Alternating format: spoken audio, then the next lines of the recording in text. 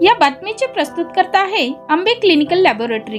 वरुड शहरात अत्याधुनिक मशीनने सुसज्ज लॅब म्हणजेच आंबे क्लिनिकल लॅब। यांचा पत्ता आहे महात्मा फुले नगर, बंदे हॉस्पिटल समोर, वरुड।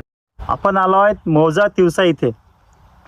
मातोश्री योजनेअंतर्गत संपूर्ण महाराष्ट्रामध्ये पांढर रस्त्याचे कामं मोठ्या प्रमाणात झाले। आपण प्रत्यक्ष पाहू शकता, हे पांढर रस्त्यावर आम्ही उभा आहोत। शेतकऱ्यांकरता पांढर रस्ता फार महत्त्वाचा आहे। ग्रामीण भागात शेती करत असताना शेतकऱ्यांना शेतीमध्ये जाण्याकरता रस्ता फार महत्त्वाचा असतो आणि पांढर रस्त्या संदर्भात शेतकऱ्यांच्या काय तक्रारी आहे किंवा काय अडचणी आहे हे प्रत्येक शेतकऱ्यांकडून जाणून घेऊ आपण, की नेमकं रस्ता चांगला आहे की वाईट आहे त्यांच्याकडून जाणून घेऊ आपण।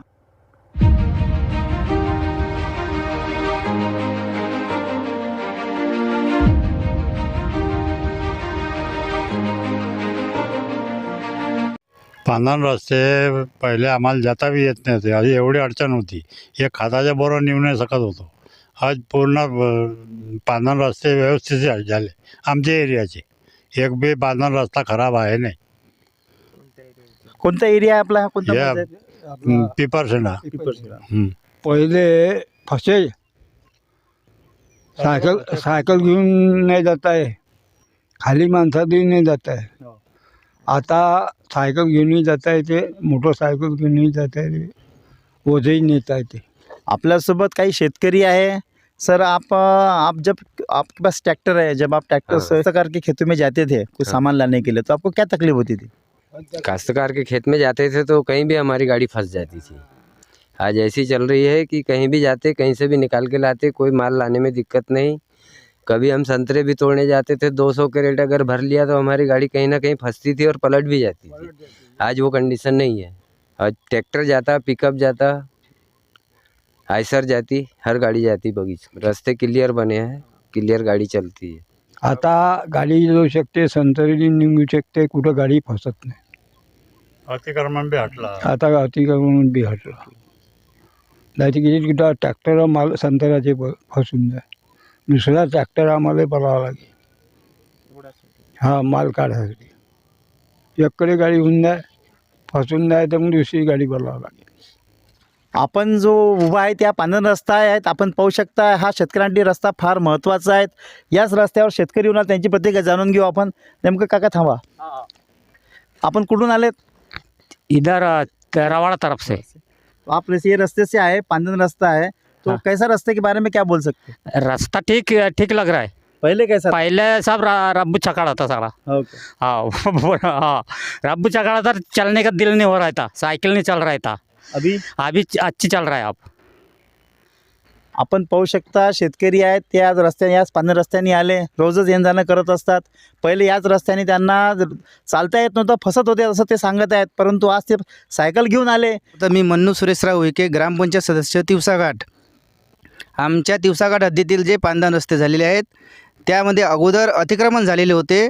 आता सर्व अतिक्रमण महसूल विभागानं हटून टाकलेत। पांढर रस्ते आमच्या हद्दीतील व्यवस्थित करून घेतलेत। ह्या रस्त्यानं म्हणजे पहिले जाता येत नव्हतं, आता चांगला रस्ता झाला आहे। आमदार साहेबांना बनवून दिला आहे, त्याची आमची सुविधा झाली आहे। यावळकर, केंदू यावळकर, आता रस्ता बरा झाला। आता कसं? आता बरं आहे, आता काही तकलीफ नाही आहे। पहिले खातातही बोलून नेता नाही आहे, काही नाही। आता नेता आहे ते आपलं सायकलवर टांग टाकली काय। मी ग्रामपंचायत तिवसाघाट उपसरपंच पंकज खेरडे। माझं क्षेत्र हे जटामझरी, पिंपळशेंडा, रवाळा ह्या आमच्या तिवसाघाट क्षेत्रामध्ये वहिवाटीच्या रस्त्यासाठी धड जाता येत नव्हतं। आता रस्ते हे सोयीचे बनवले, शेतकऱ्याला चालता येत नव्हतं, खाताची आहे। आमच्याकडे संत्रा उत्पन्न आहे, संत्रा नेता येत नव्हतं, ट्रॅक्टर फसत होते। आज शासनाच्या वतीनं हे सर्व पांढर रस्ते आमच्या क्षेत्रामध्ये बनलेले आहे। या क्षेत्रामध्ये पांढर रस्त्याचे काम करत असताना शेतकऱ्यांची आलेली अडचण, जाता येत नव्हतं। आज पांढर रस्ते राज्य शासनाच्या वतीनं आमच्या क्षेत्रामध्ये बनलेले आहे, त्यांचे खूप आभार मानतो आहे। आणि पांढर रस्ता करत असताना मुरुम, येटी, दबई आणि घोटई आज पांढर रस्ता बनवल्यामुळे शेतकऱ्यांना सुखाचे दिवस आलेले आहे। असं म्हणता येईन खताचं बोरं जाता येत नव्हतं, धड पैदल चालता येत नव्हतं. झालेले अतिक्रमण मुक्त करून रस्ता हा एक 33 फुटाचा, 22 फुटाचा, 18 फुटाचा असा आम्ही आमच्या सर्व क्षेत्रामध्ये रस्त्याचे निर्माण केलेले आहे. आमचा हा रस्ता मातोश्री पांदन रस्ते योजनेअंतर्गत MRGS या योजनेअंतर्गत आमचा रस्ता झालेला आहे. हा रस्ता करत असताना काही अडचण येत होत्या. शेतकऱ्यांनी आम्हाला सहकार्य केलं, रस्त्याचं पुनर्निर्माण झालं. आता कुठेही आमच्या रस्त्यानं जात येताना 4 व्हीलर घेऊन जा, 2 व्हीलर घेऊन जा. पावसाळ्याच्या दिवसामध्ये शेतकऱ्यांना गाडी, खत, पेरणीचा टाईम असते, कुठं बंडी फसत होती, सायकलनं जाता येत नव्हतं, पैदल चालता येत नव्हतं. एवढ्या समस्या असताना बिकट परिस्थितीतून राज्य शासनाने पांदन रस्ता योजना काढली. या पांदन रस्ता योजना काढल्यामुळं शेतकऱ्यांना आज सुखाचे दिवस आलेले आहे.